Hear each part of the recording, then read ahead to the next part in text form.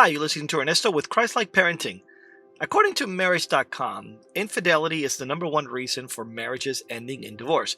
Now, on this podcast, I don't want to talk to you about staying committed, but rather just staying faithful, right? Because it's actually pretty easy to do if you know a few tips, a few tricks. I want to break this down into 7 points, right? 7 tasks, if you will. 1, being upright. 2, keeping your eyes fixated on your spouse. 3, keeping your thoughts and words clean. 4, don't tempt yourself. 5, stay faithful. 6, keep the end in mind. And task 7, pray. Now, I'm going to address both men and women because what I'm saying here affects both of us. But to keep things simple, I'm going to talk as if I'm addressing just the men. It's just easier for me. Okay, task 1, walk upright even if they don't. This is not about you. This is not about her. This is about you and God. Regardless of what your spouse is doing, do the right thing. It doesn't matter what they did or, God forbid, what they're doing. It will strip your peace away if you do something wrong and either have to hide it or eventually say, I showed you. Ultimately, it is your life, and God is not going to accept from you, well, she did this, so I cheated on her. Take this road instead. Walk upright, regardless of what they do. I dated a girl in college who, unbeknownst to me, was being unfaithful. For months, she would be highly suspicious of anything I did with any of my friends. Well, little did I know that it was her conscience just kind of eating her away. She assumed that I was being unfaithful, so she was unfaithful. Perhaps she was just trying to justify herself. If you're afraid of your spouse not being faithful, perhaps it's your own insecurities of being faithful to her that are messing you up. We will assume the other person is doing something wrong, especially if we are the ones who are doing something wrong. Do you really want to fall into this? No, I don't think so. So walk upright, regardless. Now, I don't know who said it, but I love the saying. A guilty man runs, even when not being chased. Or, said in another way, you can enjoy your life in peace, man, if you're not guilty of any improprieties. Don't do it. You don't want to go down that road. You definitely don't want to go down the road of, well, if she does, then I will. So, task 1, walk upright. Task 2, keep your eyes fixated on your spouse. As easy as this may sound, man, we know that it's not. It can be very tempting. Think of this. The moment that you look away and start making eye contact with another person, there's something there that happens, a little spark, a little interest.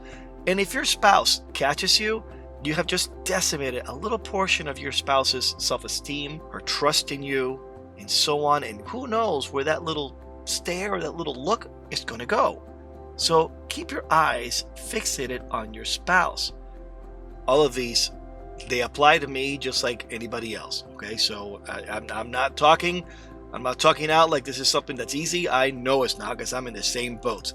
So task number 3, keep your thoughts and your words clean. For many years before I got married, I had some friends who were married already that liked talking to me about other women.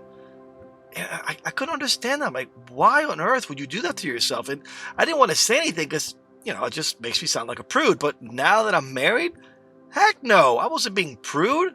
I was being prudent. That's what we need to be doing. Guys, don't talk about other women, either sexually or whatever. If there is lust in your mind, you're headed in the wrong direction. And women, this goes for you too. Don't do it. Little bit at a time. You're just chipping away at something that's gonna get a lot bigger. You don't want it. And let me tell you something else when we're on this particular task. If you have ever watched Corn, and I'll say Corn in case I have little ones listening, then those thoughts will come back to haunt you over and over and over again. It takes willpower to get those thoughts out of your head, but it is imperative that you first stop watching Corn and get those ideas and get those thoughts away from your brain as soon as possible. I have another podcast on how you can quit watching Corn. I definitely highly recommend it if you're going through that. All right, task 4. This one should go without saying, but just so we're on the same page, don't tempt yourself. In other words, don't go clubbing without your spouse. Don't go out dancing without your spouse. Why do we pray, lead us not into temptation? Well, I'll tell you this actually. In Spanish, the translation is a lot better. It says, don't let us fall into temptation. In other words, when we are tempted, we're asking God, help us not to fall into that temptation. So why are you going to put yourself there to begin with? My wife, I told this to my wife, and she kind of perked up. And she said, well, that's not fair because couples can't do things without their spouses. To which I agree. But within this context of putting yourself into a situation that's going to lead you into temptation, don't do it. Guys, stay out of places that we all know we're not supposed to be in. You know it. Women, this goes for you too. You know what places I'm talking about. Not only because it's bad for you, it's also bad for your marriage. If you feel the temptation to do something to, let's say, to spite your spouse, check out tip number 1 and walk upright. Okay, task 5, stay faithful. I got home from a business trip. I was in Vegas. My wife was later doing the laundry, and she came to me into my office, and she said, "Where's your underwear?" To which I replied with a bit of a smile. I'm like, "What are you talking about?" She flipped on me. And for the next 20 minutes, I felt the pressure of someone being accused of being unfaithful. Wow, not a good feeling. You definitely do not want that. So stay faithful. Eventually, by the way, the underwear was still inside the laundry in the washing machine, so she apologized, but it still kind of gave me a glimpse into that lifestyle, and I noticed, whoa, you definitely don't want to go down that road. So stay faithful. Task 6, have the end in mind. Probably the worst thing that we can do for our marriages is to just go in willy-nilly. I don't care, let's just see what happens. I'm going to look over here, I'm going to touch over there, I'm going to flirt over here, I'm going to do this. Okay, if we don't know that all of those things are going to lead us down a path of destruction, and all that peace is going to be stripped away from you, and your marriage is going to fall apart, and your kids are going to be mad at you, I mean, it can really turn ugly for you. Let's take a moment to just explore what would your life look like if you did commit adultery, or if you were just unfaithful, or if you're starting a relationship with somebody else. Let's see what that looks like. I want you to think, and this is going to be a difficult exercise, but I want you to think of 5 things you cannot do without.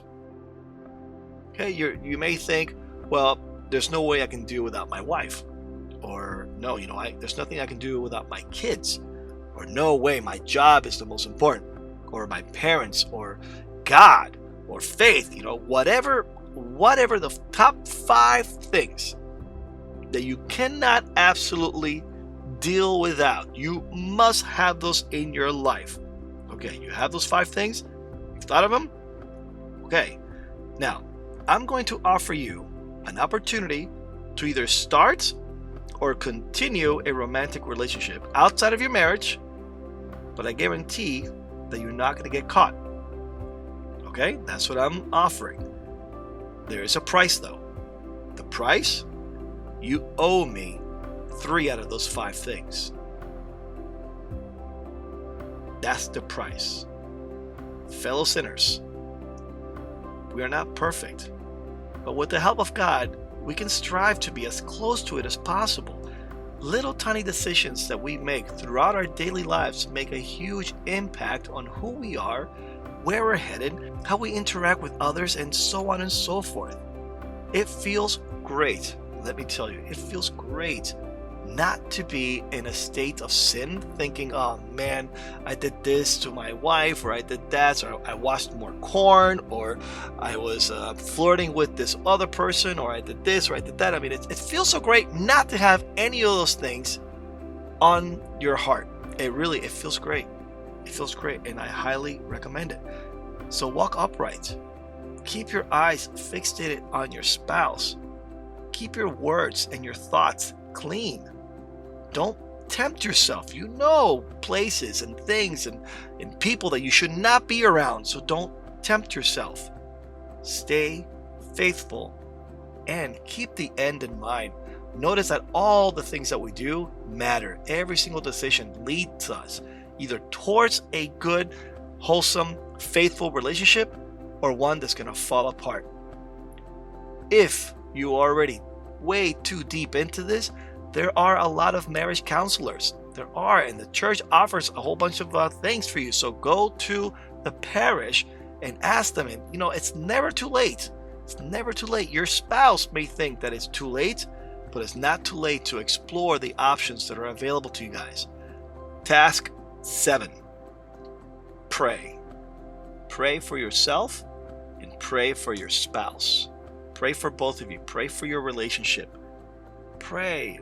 And then, if you can, pray together. I will pray for you. I really, really hope. Try your best to do these things, and I think you'll have a heck of a lot easier time staying faithful to your spouse. There's a lot more that we can talk about this. For example, staying faithful is just the minimal thing. It just seems to be so big. I am thoroughly annoyed with so many movies that are showing how infidelity is just a fun thing, quirky thing to do, funny thing to do. I'm in my 5th marriage. What? No. We